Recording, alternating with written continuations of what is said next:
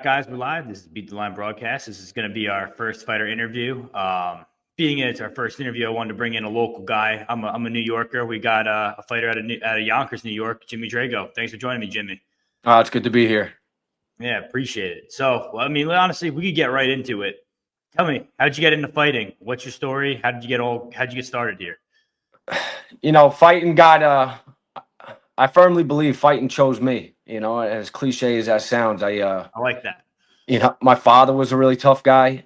He was into fighting way before the UFC was even a thought, and we grew up and he taught us, and we were in karate at a young age, and we never really stuck with it. We did team sports, we did football, we did basketball, and I did a little bit of wrestling in high school, but Sure. around 20 years old, I started, 19, 18 years old, I started like messing around in underground scene, and I just kind of just one day said, fuck it, I'm going to go down to this place and kind of just see what I got. And Okay. little behold, man, I started just doing really well down there. And I wasn't riding on the victories of life at this point in my life. I was pretty down in the dirt, and I was still doing good, like scrapping in the underground scene. And I don't know, around 20 years old, I started getting my shit together. And I was like, yeah, I wonder how far I could take this if I actually put like 150% into it. And that's Sure. kind of where the story took off. I got into it late. I had my first kickboxing amateur fight at like 21, and my first amateur MMA fight at 22. Okay. And so it happened quick. First fight at 22, defended my first title a year later, defended it 3 times that year, and then turned pro at 24. Gotcha. So it's been I just turned 30 now. So I just turned 29. It's been 6 years. Getting old. It's been 6 years. But fighting was never part of the plan. It kind of just happened, and I just kind of put my head down, chop wood, carry water with it. Yeah, and that's cool. Here we are.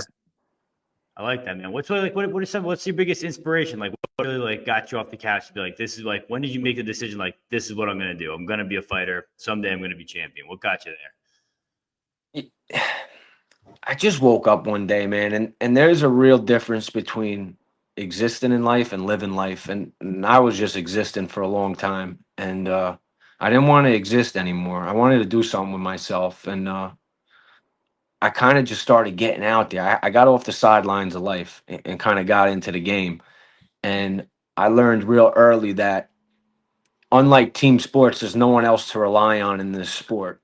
It's just you in there, and if you take shortcuts, you're gonna there's no hiding it. You're gonna feel it. You're gonna get cut. You're gonna get knocked out. You're gonna get submitted. You're gonna gas out, and that's a terrifying thing. So I learned real early, you're gonna get out of this sport what you put into it. And I love the discipline that I learned from this sport. I love the consistency that I put into the hard work that I put into this sport, and that in itself, it's a completely different lifestyle. And I've kind of just felt good about myself pursuing this. And it trickled into every other aspect of my life, with local 40 ironworkers, with family, with, being a neighborhood kid. You get what you put into, you get out of your life what you put into it. Absolutely. Are you still working with local 40? Are you still doing that, or are you fully fighting now? So right now I'm fully fighting. It's been about 14 months since I last ironworked, and it's kind of funny. I remember taking the belt off on my last job, and I just remember saying to myself, like, I have a feeling I'm not putting this on for a while. Good. And it's been 14 months, and I miss it. I miss it every day. I love connecting iron. I love the raising gang. I love the chaos of the business. You meet a good group of guys too, right? Being blue collar, you meet a good group of guys, people that'll back you up no matter what. Some of the best men you ever meet in your life, and women. Local 40 is the strongest union workforce on the entire globe. And it's a privilege to be a part of that. Yeah, no, that's awesome. So I was just taking a look through your Instagram and stuff. I saw you did a little bit of time at Syndicate. I know you're Yonkers based. You're out of a gym probably around here. What was it like going to a big gym like Syndicate? Who'd you get work with? What was your experience there in the big scene? So Syndicate was awesome. And it's all about like getting out of your comfort zone with anything in life, especially the fight game, going to new places, exploring new lands. And I knew Syndicate was a big gym, and there's a few guys that were training in Long Island that went over there, and my manager's based out of Las Vegas. So I said, all right, let me go out there and I'll meet with him, and I'll get some training in while I'm there. And there's a lot of big names, too many to name. But the gym was just It was awesome. I mean, John Wood is a head coach, runs a phenomenal practice. They're dedicated to the sport. They're in the scene. They were very welcoming. Everybody was a gentleman in there. I mean, I could really see myself doing full camps out there. Cool. It's a great environment for the sport. Yeah, and like you're saying, iron sharpens iron, right? You're going to be It getting the is, best yeah. look, the best training out there. It's going to be that's what brings you to the next level. I guess that's like what my next question is too, right? So you were the champion at 170 in Ring of Combat. Now you're over here at Cage Fury. What's it like being able to fight in this new promotion that produced guys like Pat Sabatini, Sean Brady, Aljo, Jim Miller, a bunch of legends, and UFC champs? Like, what's it like jumping into this organization? So it's again exploring new territories. I signed my contract about 8 weeks ago with them, and they offered an opponent, said yes right away, and it doesn't matter where you're fighting, who you're fighting. The preparation is everything for this. I don't. It doesn't matter if the cage is red or if the cage is white, if it's circle, if it's an octagon, if it's 30 feet or 25 feet. It's all the same thing at the end of the day. To be a part of this, promotion, fighting in this promotion, it's a privilege, like any other promotion that welcomes me onto their stage, and I thank them for allowing me to showcase my skills on their stage, and a lot more exposure with this promotion. It'll be live, aired on UFC Fight Pass Live. And what's to come of this? I don't know. I'd love to join those names one day. Yeah, But really, let me just know. I focus on the task at hand. I have an opponent for Friday night, and I have to just perform. And like I said, it doesn't matter where or who. The preparation's the same as always, and that's the important thing. Definitely. And it's cool. Like you got the main event that evening is Yaroslav Amosov, and he was a champion at PFL. So that's a pretty big name and to be under for like a Cage Fury card. So that's going to be a lot of eyes watching. Looking at it from like a fight basis, we're watching, MMA grow up from like a young age till now. A lot of guys are coming in. It used to be just like you were a boxer or you were a Muay Thai guy or you're a jiu-jitsu guy. Now everyone's starting to do mixed martial arts. They're doing everything. When you first started, did you start doing kickboxing? Were you doing Muay Thai? Like, where did you really start with your combat journey? Oh man, I mean, if you consider Taekwondo from 5 to 10 years old, it would start there. Okay. But you know, I just think our parents put us in something young just to keep us busy. We did a little bit of boxing training growing up around 13, 14 years old, but never really stuck with it. I did 2 years of high school wrestling. I never kept going Okay. with it. I stopped after my sophomore year. At that age, I just wasn't able to handle the discipline. I wanted to hang out. I wanted to fuck around, Yeah. like any other 16-year-old. And so if you were to put a style on it, where to come from, like I would just say I was a scrappy kid growing up who All was right. extremely athletic. I was a Yeah. really good receiver in high school for football. I was fast. I could run. I was Yeah. agile. I was strong, and scrappy growing up. So Yeah. when you take when you take those skills and then you start putting them in a gym, naturally you're going to develop a style, and you're going to work at that style every day. And obviously, what you get, Absolutely. what you put into it is what you get. And I don't know, I'm like an unorthodox kickboxer with some decent grappling and pretty good takedown defense. I try to focus into every aspect. There's no more getting away with being good at one thing anymore. Yeah. You That's know, done. and, Right. and over the last year, I put a lot of work into the ground game. I put a lot of work into the wrestling. I put a lot of work into the grappling, as well as maintaining and keeping up with the striking. But you know, another thing I put a probably more effort I should be putting into anything is I put a lot of effort into my conditioning, my strength and conditioning. I Definitely. mean, in my opinion, I could be wrong. It's just my opinion. I feel like that is one of the most important things in a fight. I mean, the amount of times I've seen guys that were world class better than their opponent that gas out and Yeah. lose the fight. It's just a terrifying thing for me. I never want to beat myself. Um, so I put a ton of work into strength and conditioning, sprints, miles, assault bikes, running stairs, everything. If anything I can make a conditioning workout more difficult, I definitely do. If I have to add ankle weights, if I have to add a weighted vest, if I have to add, the parachute to something, like I will do that. Yeah. Well, which conditioning do you think's your, favorite one? I participate and do a little bit of competition in jujitsu on the side. Cardio is one of the things I totally agree with you. Like watching, I do a lot of tape for watching fights, stuff like that. dude, you get someone tired, it's over from there. They'll quit. So you can't teach ticker, but like, what's one of your favorite like activities, I guess, cardio wise, to get you going? So, there's like two things to your question. Like, yeah, I can answer my favorite one, but Yeah, realistically, there's three energy systems for every athlete. There's a short burst, there's a like a minute, and you go by times. There's like a 10 to 12 second burst, there's a 50 second to a minute burst, and then there's like 5 minutes and long distance. And you have to train all three of those. And yep, I do all sorts of different runs, and I do all sorts of different pushes on the assault bike.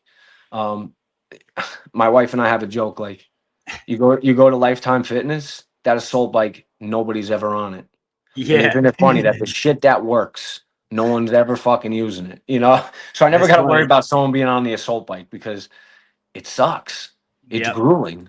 You really find out your true colors of how far you're willing to push into the dark abyss of conditioning when you get on that assault bike. So I would say that's probably my favorite because it's the most challenging. But yeah. different times, different pushes, different RPMs, you got to train it all.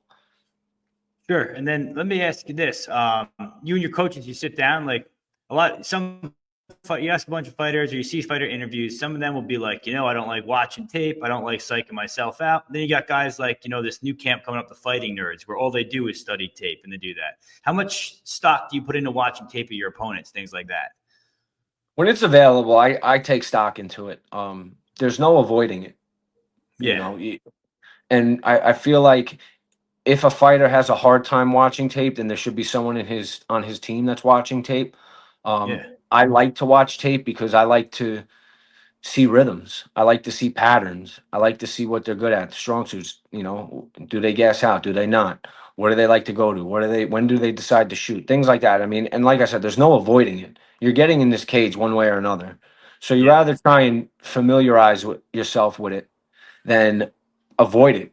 And for me, being in Westchester and New York, and I can only, I get really good work when I travel. I mean, I also have work here, really good work, Sure. but it's not as like as to my disposal. Like you go to these other teams, they have team practices every day. And like, yes, we have team practices, but Westchester's not known for MMA. You know what I mean? No, not So at when all. I sign a contract to fight somebody, you know, I like to familiarize myself with their style and find the partners around here that best match that style. So for me, Sure. it's almost necessary, and I have phenomenal training partners here. Guys that really help me out with the wrestling, guys that really help me out with the grappling, guys that really help me out with the striking. But I have to familiarize myself with my opponent's style so I could find the best sparring partners that match that style. Yeah, definitely. It's like you said, looking at cardio, looking at the habits they have. When you do this, what do they do? How do they respond? Jabs, everything like that. Like important to see those type of things. It's funny you mentioned. We're both from Westchester. Being from Westchester, usually the common debate is best wing spot in Westchester, right? Which is your spot when you go to? I started to bring it up during a weight cut, but what's your favorite wing spot around here? You a Beachmont Tavern guy? You a Candlelight guy? Where do you like to go for wings? So the place that was my favorite shut down, and it was a very sad day when they shut down. It used to be Rudy's on Central Avenue, down the block from Candlelight, and we used to go there all the time. And they were a casualty to pandemic. They shut down. But right now, in this day and age, if I could eat wings tomorrow, Yep. and it's a big shout out here because my friend Fran did a food review there and only tried the pizza. I was very upset. Jack's Bar and Restaurant in Eastchester has Okay. the best wings in all of Westchester. All right, Jack's Bar. I'm gonna have to check that out. And then I guess my next question to you is, Friday night you finished fighting, you're coming back to New York. Where's the first spot you're going for food? Where's your go-to restaurant around here? Go-to restaurants probably Benjamin Steakhouse. Okay. I think my family pays the bills there. Honestly, we probably spend enough money to cover the rent there. We're a big steakhouse family. But really, what takes the biggest hit of my diet when I'm in fight camp over the last 8 weeks is I never eat breakfast. Okay. Um, I love breakfast. So Yeah. anywhere that serves phenomenal pancakes will probably be the first place I'm going to the next day.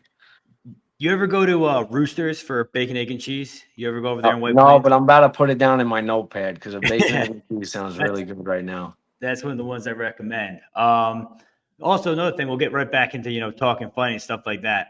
A lot of guys from Cage Fury, right around the corner is Dana White Contender Series. I'm sure you'd obviously want an opportunity there.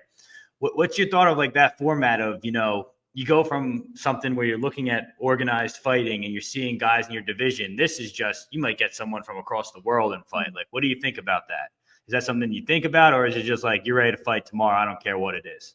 So without getting too ahead of myself, like I have a task Sure. at hand Friday night, and Mm-hmm. God willing, you always hope for the best, plan for the worst, but you go in there and you take care of business, you get another W under your belt.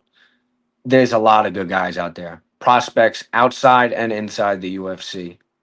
Dana White's Contender Series is a platform that allows you to showcase your skills in front of the UFC staff, and God willing, they see something in you and you have the potential to make it in the UFC, and they allow you in. For me, just getting to that stage is a huge accomplishment within itself. Um, who you're going to fight that night, or in the 6 weeks leading up to it, finding out, is completely out of my control. There's Yeah. no avoiding it. It's out of your control unless you're one of the lucky ones to get a short notice opportunity. That's the way you're getting in, Yeah. and there's no picking and choosing. Not that there ever was, but Yeah. you can't pick and choose anything.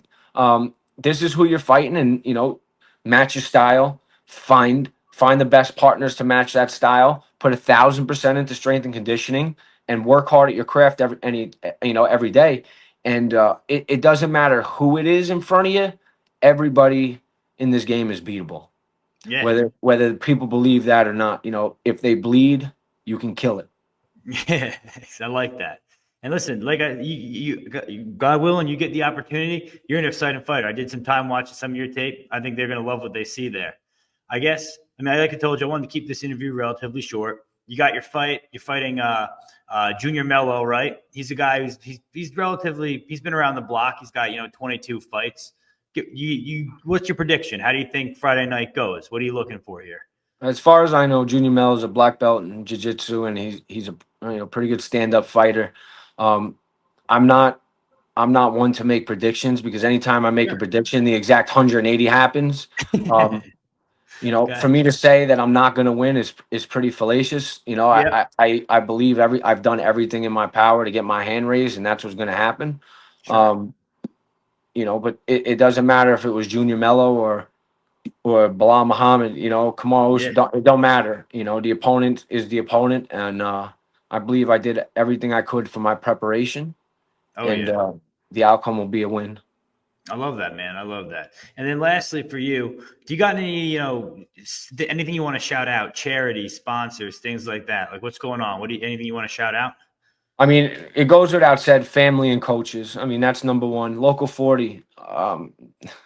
They've opened up so many doors for me in my life. The Local 40 Ironworkers. I mean, I'm so privileged to be a part of the strongest workforce in the entire globe, of men and women for unions, and all the sponsors that help contribute to this camp that are on the back of the shirt. If I had a list, if I had to sit here and name all the people that have helped me out, like I'd be here for another half hour. And all those people do it for zero profit motive. They don't do it for any gain recognition. They do it to help me out. And I mean, I'm extremely grateful for all of them.